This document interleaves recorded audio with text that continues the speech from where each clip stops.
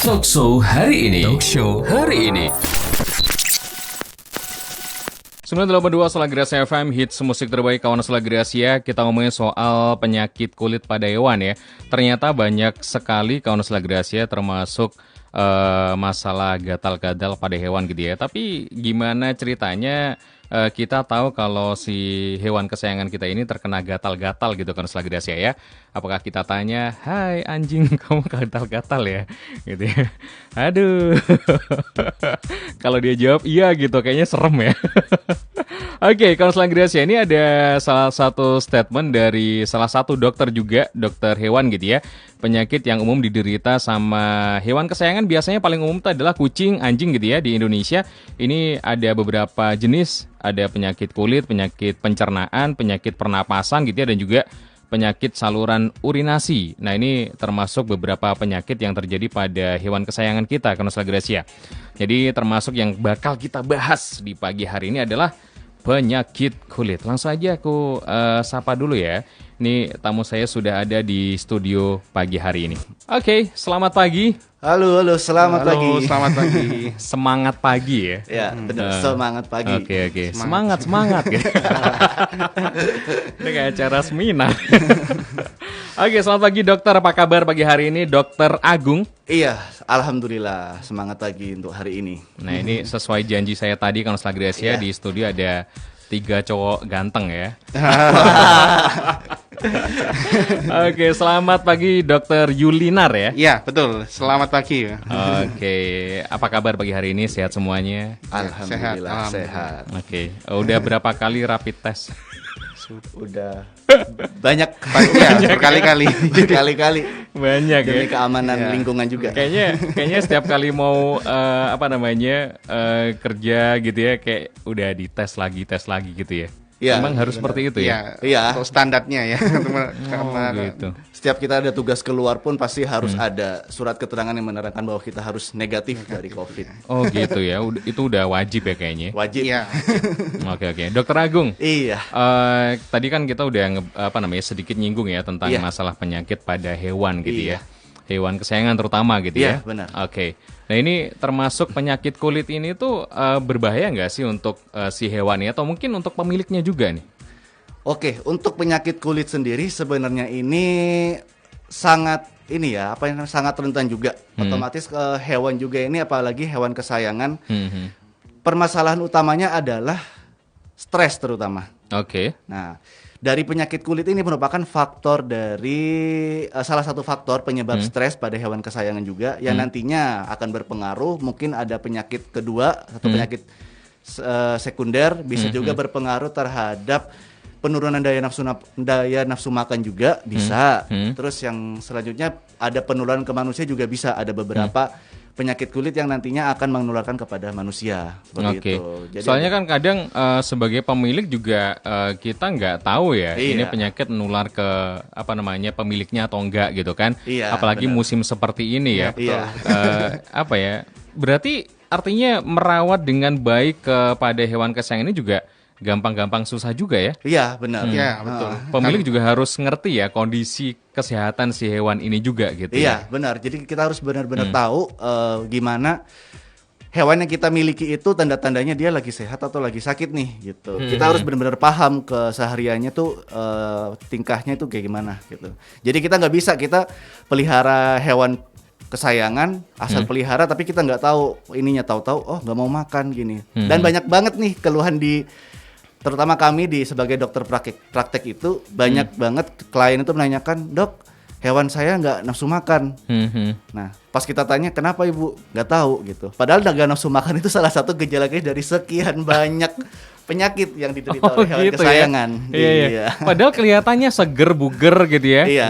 Tapi nggak nafsu makan. Ini juga salah satu tanda-tanda ya. Iya, salah satu tanda yang paling bisa terlihat ya dari menurunnya nafsu makan itu menunjukkan bahwa ada sesuatu yang tidak beres di tubuh hewan itu sendiri. Dan yang patut kita apalagi hewan kesayangan, bahwa seperti kita manusia, setiap individu itu punya kondisi tubuh yang berbeda-beda. Oke. Itu yang jadi apalagi kita memelihara dengan jumlah yang tidak banyak, mungkin agak sedikit berbeda penanganannya seperti jika kita bandingkan hewan-hewan ternak seperti sapi atau ayam yang populasinya banyak. Kalau hewan kesayangan kita pendekatannya harus personal per individu itu seperti apa kebiasaan dan bagaimana dia beradaptasi dengan lingkungannya seperti itu. Tetangga saya hewan kesayangannya itu hewannya itu adalah jago ya. Ayam jago, iya. Iya. Kayaknya ada hobi khusus itu. Hobi khusus ya. Iya. Di tempat kami pun akhir-akhir ini juga mungkin 2 tahunan ini juga cukup banyak pasien. Oh, ada. Kura-kura, ular, kelinci, reptil ya. kelinci, Iya. reptil. Terus monyet pernah ya, Dok? Pernah. Ya? Serius? Iya. Rawat inap ya, Rawat monyet. inap monyet Wow. pernah ada. Rawat monyet pernah ada. Iya. Iya, iya, Gitu. iya, Dan iya. karena itu kami sebagai kedokteran juga ada spesialisasi masing-masing.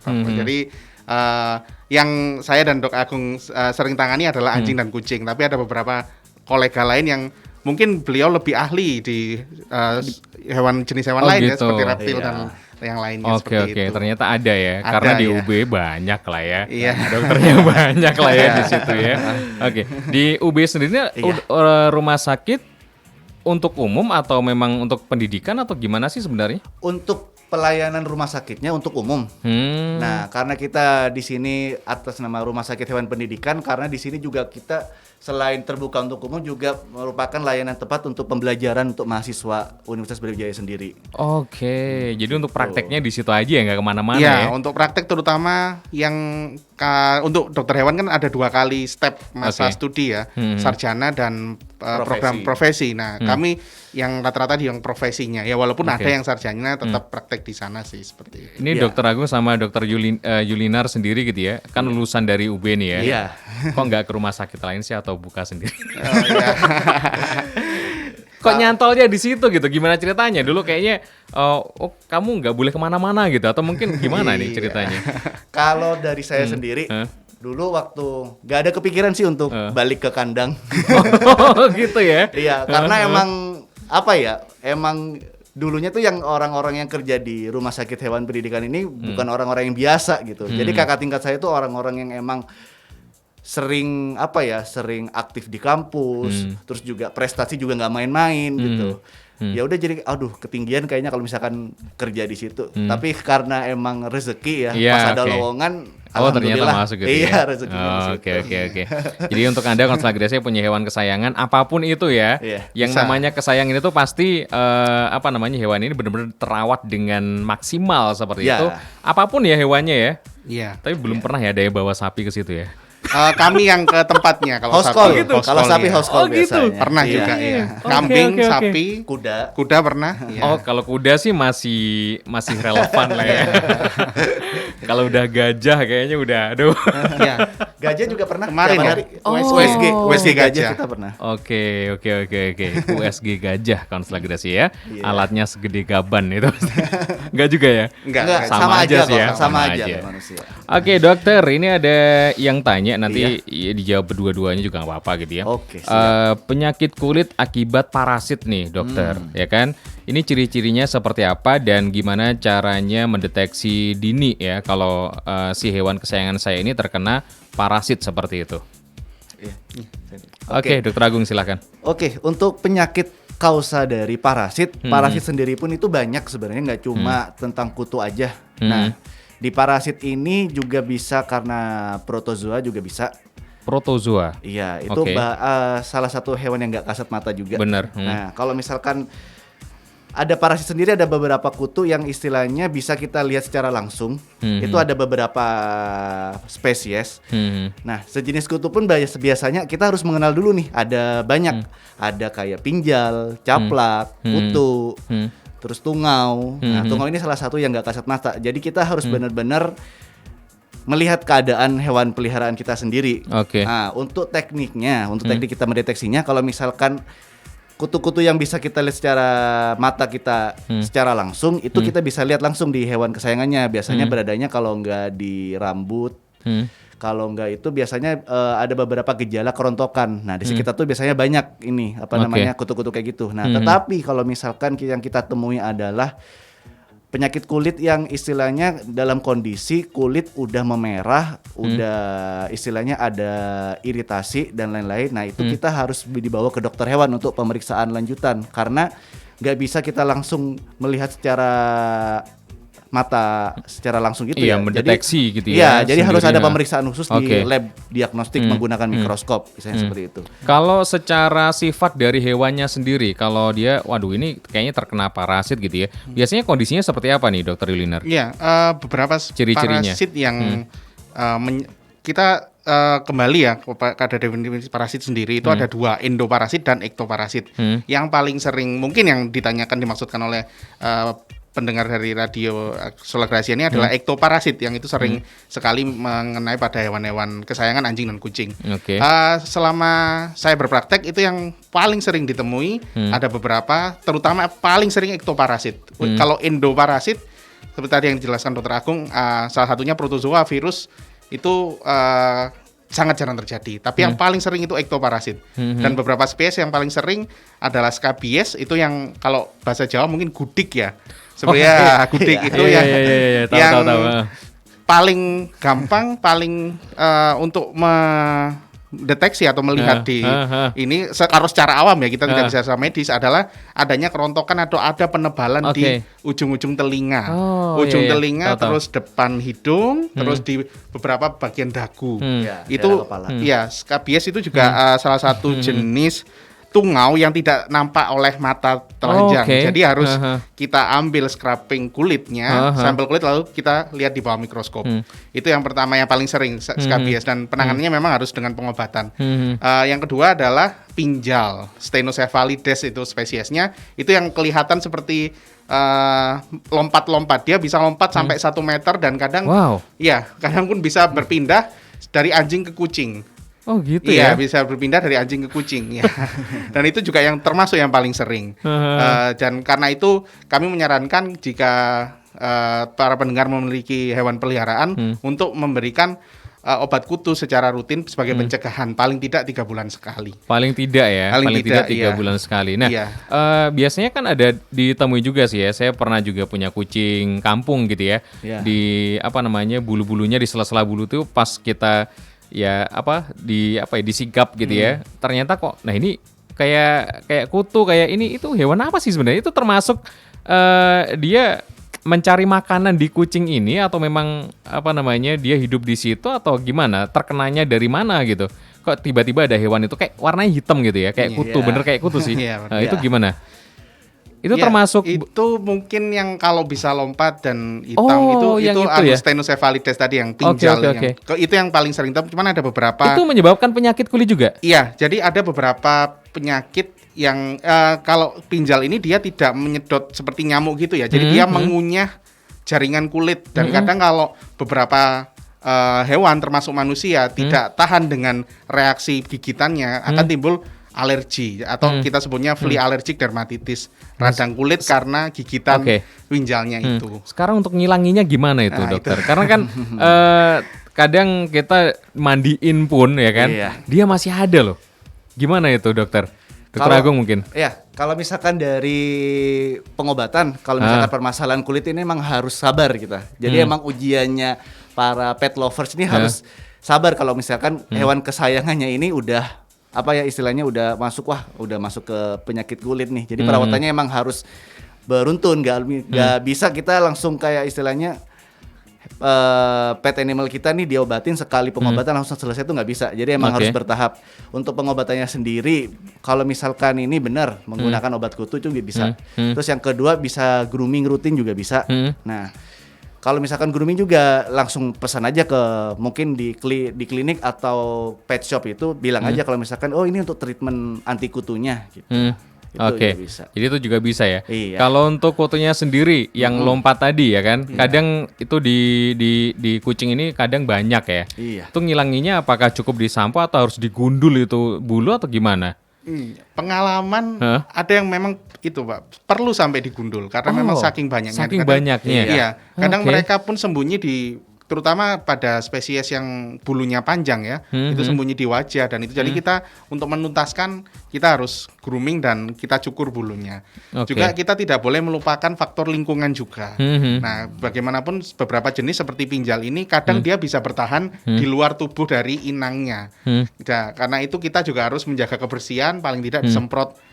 Kalau memang kucingnya sudah parah ya, ada pinjal atau kutunya itu, kita harus lakukan penyemprotan di lingkungan juga. Itu yang juga kami lakukan di RSHB. Kalau misalnya ada pasien kutuan, kita kasih obat kutu sebelum masuk rawat inap, terus setelah pulang kita semprot semuanya. Iya. Oke. Nah ini juga ada yang tanya dari Wahyu ya, yang ada di Malang aja sih ini. Oke, Wahyu tanya nih, dokter saya mau tanya. Kucing saya tuh garuk-garuk terus tiap hari gitu ya. Padahal udah dimandiin, udah bersih juga, udah wangi, tapi tetap aja garuk-garuk. Ini termasuk penyakit kulit yang seperti apa? Apakah alergi atau apa? Untuk garuk-garuknya di sebelah mana?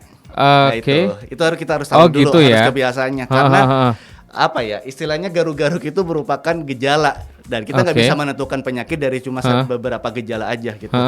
Kalau misalkan tanda-tanda penyakit kulit memang salah satunya ada gejala garuk-garuk juga. Nah, ada beberapa juga yang bukan karena penyakit kulit pun gejalanya juga garuk-garuk. Misalkan contohnya gitu. di telinga. Nah, itu juga ada kutu. Nah, itu garuk-garuknya biasanya di sekitar telinga. Nah, kalau misalkan garuk-garuk yang di sekitar yang lain mungkin penyebabnya nggak cuma hanya dari kutu atau parasit yang lain. Bisa juga karena jamur juga bisa. Ya. Terus karena dia alergi kayak seperti alergi pakan, alergi obat mungkin, atau mungkin karena emang penyakit genetik juga bisa, hormon juga bisa. Jadi kita harus benar-benar tahu kalau misalkan kita udah mengetahui, wah hewan kesayangan kita nih kayaknya udah nggak biasanya nih kayak gini. Kita sebagai pemilik gitu ya? hewan itu kita harus sigap. Oh ya, kita harus bawa ke dokter hewan nih untuk menanyakan kelanjutannya gitu. Sorry, penyakit kulit termasuk jamur ya? Iya. Kalau manusia kan panuan gitu ya. Iya. Hewan juga bisa panuan ya? Ya, cuman bentuknya bukan seperti panu sih ya. Cuman ada beberapa yang berubah warna kulit, berubah warna bulu kan. Waduh, serem juga sih. Kalau di hewan biasanya lebih ke arah ini, gejala klinisnya lebih ke arah bulunya rontok. Oh gitu. Ya. Itu artinya bisa diatasi lah ya. Bisa. Oke. Tadi ada pertanyaan juga termasuk masalah makanan. Bisa nggak sih dokter itu mengakibatkan penyakit kulit? Sangat bisa. Pengalaman kami pernah merawat 3 ekor anjing ya, itu sampai 3 bulan karena memang mereka alergi makanan. Nah, kalau apalagi namanya alergi ini kita untuk menegakkan diagnosanya itu cukup agak sulit. Kita harus eliminasi dia ini alergi dari mana. Jadi bisa alergi itu dari makanan, bisa alergi itu dari lingkungan. Lingkungan itu juga macam-macam, bisa alergi juga dari parasit dan lain-lain. Itu apalagi makanan juga. Kita tahu ya kalau kita ngomong hewan kesayangan anjing kucing, proteinnya makanan dari asupannya itu kan cukup tinggi. Nah, sedangkan protein juga salah satu penyebab tertinggi dari alergi. Loh, protein gitu. ya? Iya, jadi bisa kalau ada beberapa tubuh hewan yang tidak bisa mentolerir protein yang terlalu tinggi, biasanya efeknya adalah alergi. Alergi ya, oke. Nah, ada yang tanya lagi nih ya tentang dulu anjing saya tuh terdeteksi katanya folikulitis. Ini dari Arif. Itu ada luka terjadi di situ dan katanya tuh akibat bakteri. Tapi ini luka sampai sekarang juga belum sempurna mengering. Ini seperti apa? Apakah bakterinya ini kembali lagi atau seperti apa ini, dokter? Iya. Kalau kita ngobrol tentang folikulitis, itu adalah satu bentuk dari penyakit kulit yang namanya pioderma. Atau adanya infeksi bakteri yang menyebabkan nanah atau terbentuknya cairan lain yang ada di kulit. Nah, sedangkan kalau kita lihat dari akar katanya, folikulitis adalah yang terjadi di permukaan kulit atau folikel rambut. Biasanya memang perawatannya karena juga bakterinya itu biasanya adalah bakteri aerob ya, bakteri yang suka dengan oksigen yang terpapar terus. Biasanya memang perawatannya tidak bisa sebentar. Dan perawatannya biasanya kita pakai combo ya dari dalam, antibiotik juga dengan kita pakai antiseptik tapi pengalaman saya pakai salep antibiotik untuk luka-luka basah seperti itu kurang efektif. Oh gitu. Iya, jadi memang ada pengalaman waktu saya koas dulu, waktu di Jakarta itu perawatan seperti ini, tapi pioderma hampir sama ya, cuman di sela-sela kulit itu sampai memakan waktu 2 bulan memang. Oh, makanya Iya, ini jadi lama iya, gak kering-kering gitu ya. Dan biasanya kita support juga dengan beberapa suplemen kulit yang biasanya kalau kulit kita fokus ke zinc, vitamin E, juga ke beberapa protein yang ini juga, dan juga kita juga harus tidak lupa memberikan kalau memang itu ada kemerahan dan ini antihistamin. Cuman ya penentuan obat itu kita harus konsul ke dokter yang bagusnya. Bener banget, harus ke dokter kalau lagi ya. Jangan seperti mak saya gitu ya, kucingnya kena luka gitu ya, ngobatinya bukan pakai salep dokter. Oh, pakai apa? Minyak kayu putih. Ya, karena juga ada orang-orang yang tapi orang kampung ini ya kan ngasal aja gitu. Iya. Kok bisa sembuh loh? Kebetulan aja sebetulnya. Iya. Biasanya kan orang-orang yang istilahnya umurnya udah lebih tua kan lebih ke arah trial nih. Oke. Coba dia pakai ini, sembuh. Nyoba. Nah, setelah itu langsung dia ngedukasi ke banyak orang. Oh, ternyata sembuh pakai ini. Ternyata itu hanya kebetulan aja sebenarnya. Nggak ada pendeteksian khusus ya. Seharusnya kan diperiksa dulu ya. Iya. Oke. Itu kalau sampai cacat kan bahaya juga sih. Nah, itu dia. Minyak kayu putih loh sob untuk obat. Ini gokil sih. Tapi kan apakah memang ada kandungan khusus gitu dari minyak kayu putih untuk luka gitu? Enggak ya sebenarnya. Kalau untuk luka-luka yang terbuka kami tidak mensarankan sih ya itu karena memang kandungannya tidak seperti itu. Tapi kalau untuk beberapa kasus ya, cuman kalau minyak kayu putih saya terus terang belum pakai. Saya pakai yang padanannya di obat Chinese medicine Banleng itu mungkin ya kalau teman-teman mendengar tahu. Itu untuk beberapa kasus bengkak, terus beberapa kasus yang lain seperti peradangan kulit yang tidak terbuka itu ya ada efeknya seperti itu. Wah, mak saya ini andal tanpa penelitian loh.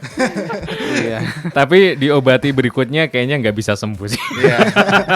Itu kebetulan aja kalau saya jangan coba-coba kalau apalagi itu adalah hewan kesayangan Anda gitu ya. Oke, dokter, ini termasuk kurap ini disebabkan oleh apa nih, Dokter Agung? Kalau kurap sendiri itu kan karena jamur ya. Nah, otomatis kita harus mengevaluasi cara perawatan kita sendiri. Biasanya paling banyak nih kita ketemunya kasus jamur ini pada kucing yang berambut panjang atau anjing yang rambut panjang. Oke. Nah, kita harus sebagai owner, sebagai pemilik nih kita harus tahu.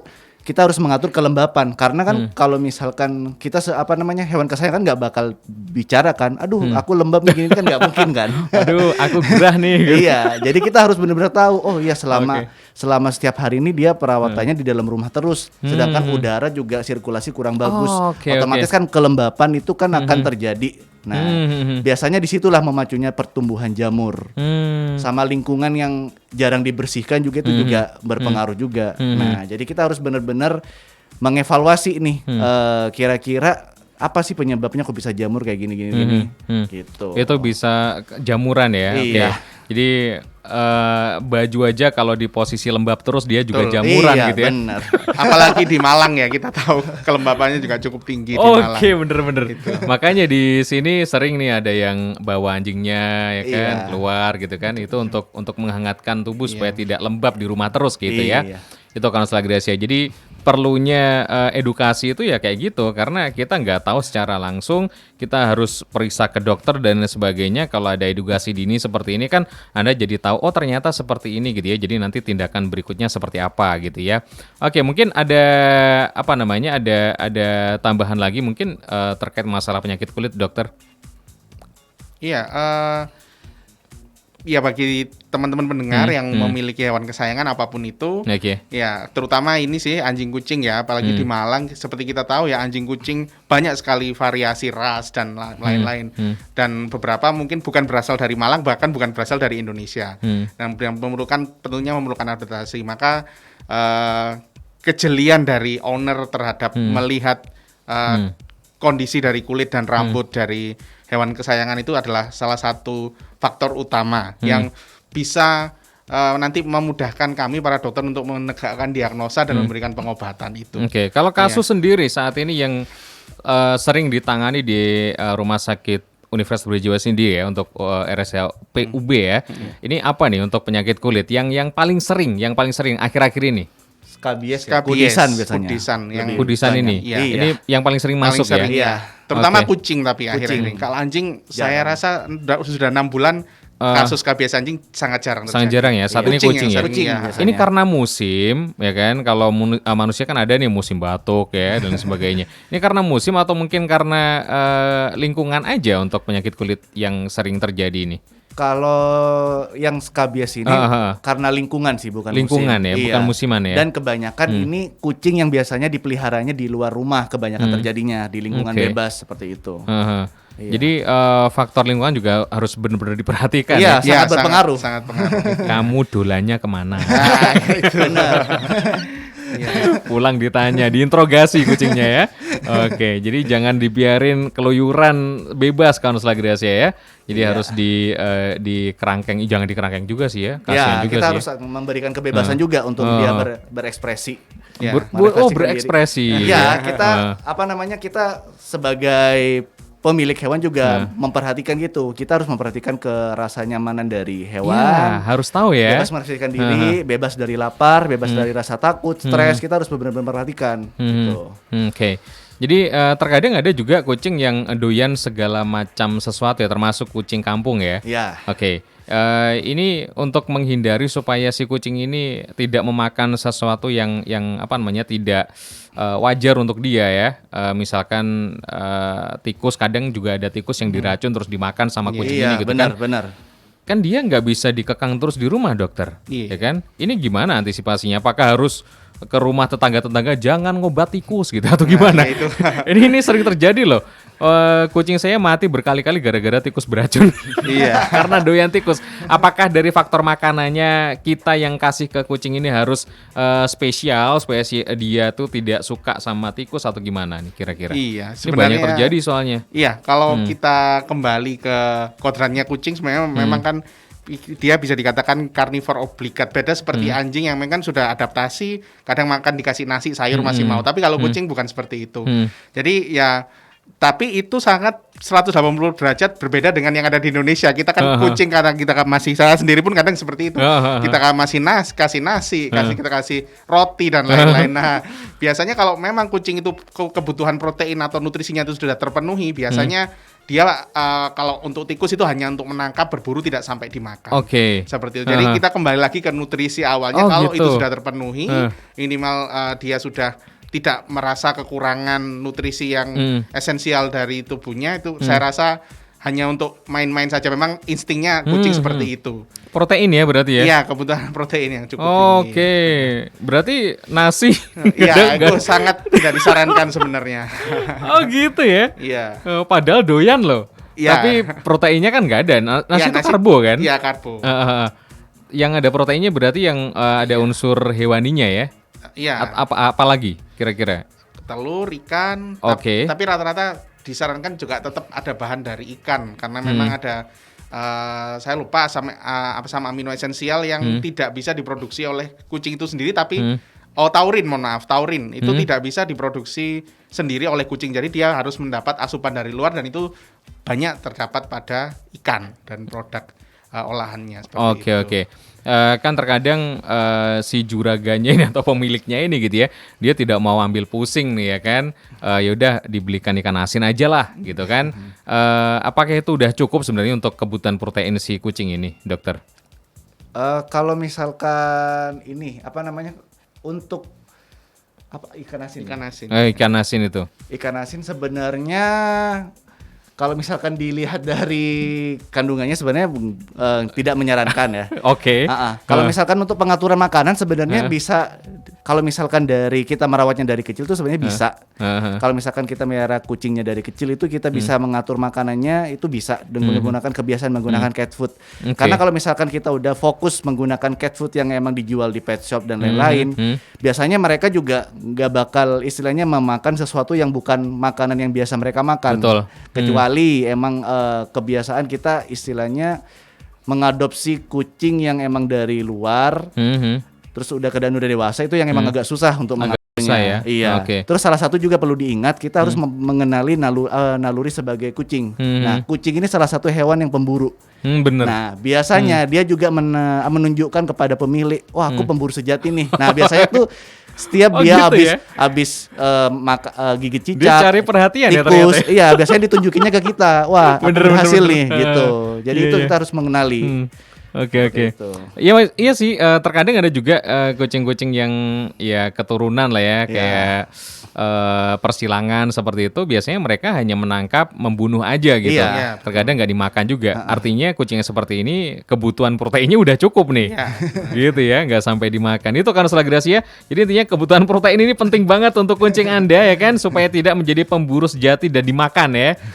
Oke, kalau diburu aja sih nggak ada masalah. Kalau sampai dimakan, apalagi itu udah mati duluan si tikusnya dan udah kena racun, ya udahlah kolaps akhirnya gitu ya. Iya, benar. Oke, penting juga sih. Nggak perlu keluar-keluar ke rumah tetangga, jangan racun tikus gitu ya.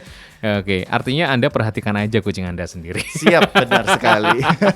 Oke, terakhir dokter, mungkin ada pesan-pesan untuk teman-teman pecinta kucing, pecinta hewan piaraan gitu ya, yang supaya mereka ini teredukasi dini supaya memperhatikan hewan piaraannya supaya terhindar dari penyakit kulit tadi, gimana? Oh iya, untuk secara umumnya terutama ya. Oke.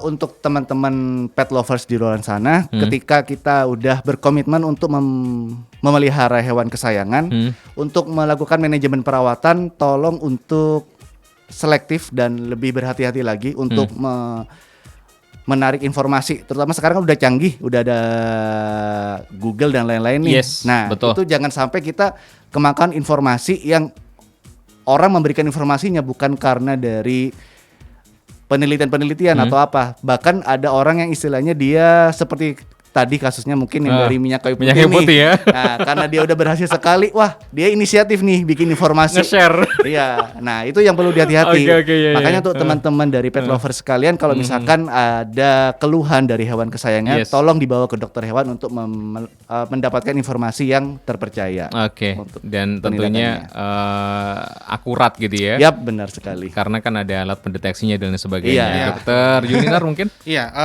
terutama untuk penyakit kulit, apalagi di pengalaman saya di area Malang, sangat penting bagi pet lover untuk memberikan pencegahan karena itu obat kutu paling tidak minimal diberikan bisa 3 atau 4 bulan sekali. Walaupun itu tidak ada kutu yang terlihat atau itu hanya untuk pencegahan karena kita tahu namanya kutu itu hidup, dia ada siklus hidupnya. Yes. Ada dewasa, ada nimfa, ada telur dan lain-lain.